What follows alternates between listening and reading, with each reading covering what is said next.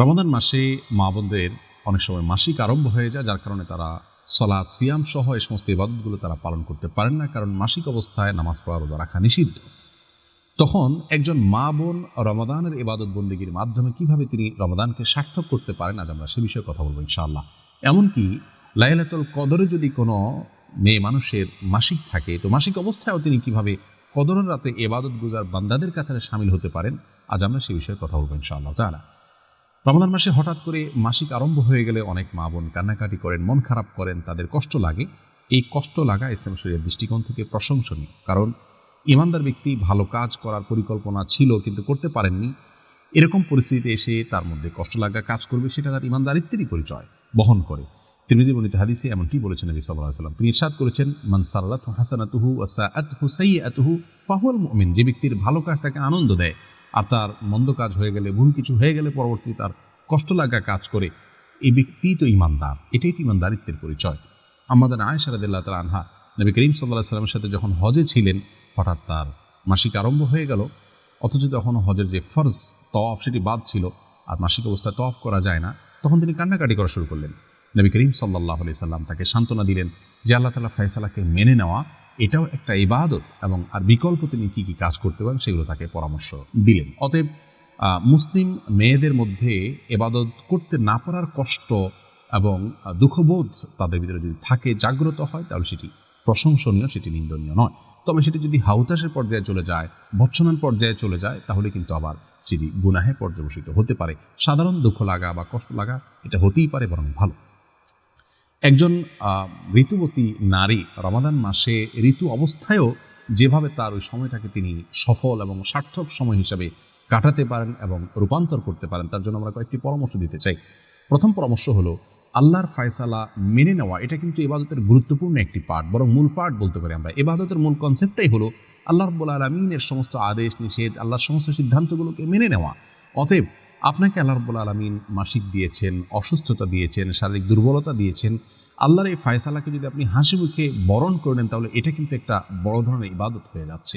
বিধায় সেটিকে আমাদের মাথায় রাখতে হবে, এবং সেই সাথে এও মনে রাখতে হবে যে নবী সাল্লাল্লাহু আলাইহি ওয়াসাল্লাম ইরশাদ করেছেন, কোনো ব্যক্তি যদি সুস্থ অবস্থায় কোনো ইবাদত করে থাকে, হঠাৎ তিনি অসুস্থ হয়ে যান, যেটা তার হাতে নয়, এমন কিছু সমস্যা চলে আসে, তখন সুস্থ স্বাভাবিক অবস্থায় তিনি যে ইবাদতবন্দি করতেন, অসুস্থ এবং অস্বাভাবিক পরিস্থিতিতে পড়ার কারণে যে ইবাদত করতে পারছেন না, আল্লাহ তাআলা তাকে স্বাভাবিক অবস্থায় যে ইবাদত করতেন সেরকম সওয়াব দান করবেন। অতএব মন খারাপ করবার মতো বিষয় নয়, এবং অস্থির হয়ে ব্যাকুল হওয়ার বা ভৎসনা করার মতো বিষয় নয়, বরং সবর করতে হবে, আল্লাহর ফয়সালাকে মেনে নিতে হবে। দ্বিতীয় পরামর্শ হলো, নবী রাসূলুল্লাহ সাল্লাল্লাহু আলাইহি ওয়াসাল্লাম বলেছেন, মান হাম্মা বিহাসানাতিন ফালাম ইয়ামালহা। যে ব্যক্তি কোনো ভালো কাজ করার প্রতিজ্ঞা করেছে, প্ল্যান করেছে, কিন্তু করতে পারলো না, ফালাহু বিহা হাসানা, তাহলে সে যে ভালো নিয়ত করেছিল এই জন্য তিনি কিন্তু সওয়াব পেয়ে যাবেন। অতএব মা বোনরা ইবাদত বন্দেগীর প্ল্যান আগে থেকে করে থাকলে ইনশাআল্লাহ সে তারা সওয়াব পাবেন, মন খারাপ করার কোনো কিছু নেই। তৃতীয়ত গুরুত্বপূর্ণ একটি বিষয়, তা হলো নবী সাল্লাল্লাহু আলাইহি ওয়াসাল্লাম বলেছেন, মান দাল্লা ইলা খাইরিন ওয়া আলা খাইরিন ফালাহু মিসলু আজরি ফাইলিহি।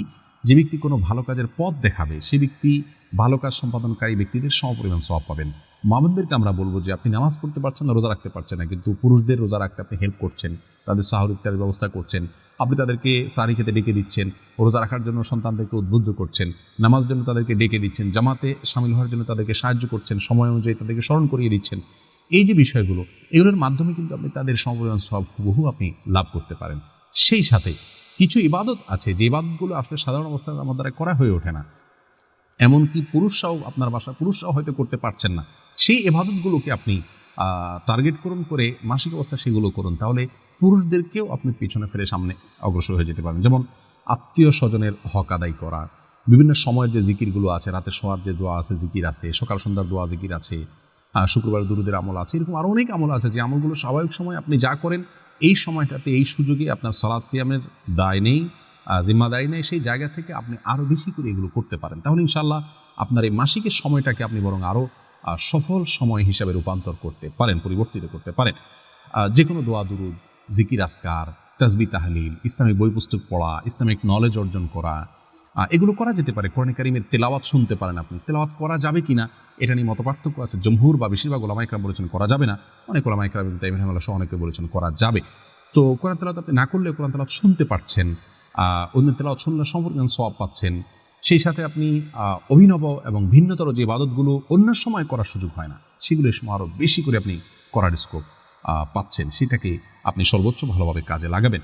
অনেক মা বোন মাসিক বন্ধ হওয়ার ঔষধ নিয়ে মাসিক বন্ধ করেন যাতে ইবাদতবন্দি করতে পারেন। এটি জায়েজ আছে কিনা? এটার উত্তর হলো যে যদি এতে শারীরিক কোনো ক্ষতির দিক না থাকে এবং কোনো প্রকার পার্শ্ব প্রতিক্রিয়া না থাকে তাহলে এটি জায়েজ আছে, তিনি এভাবে ইবাদত করতে পারেন। তবে স্বাভাবিক অবস্থার উপরে ছেড়ে দিতে পারলে সেটা উত্তম হয়। মনে রাখবেন, নিজের মনের খেদ মেটানোটা ইবাদত নয়, আল্লাহর ফায়সালাকে মেনে নেওয়াটা কিন্তু হলো ইবাদতের মূল বিষয়। অতএব ঔষধ সেবন করে আপনি মাসিক বন্ধ করতে পারেন যদি শারীরিক কোনো ক্ষতির সম্ভাবনা না থাকে, কোনো পার্শ্ব প্রতিক্রিয়া না থাকে। আর যদি পার্শ্ব প্রতিক্রিয়া থাকে তাহলে এটি করা জায়েজ হবে না।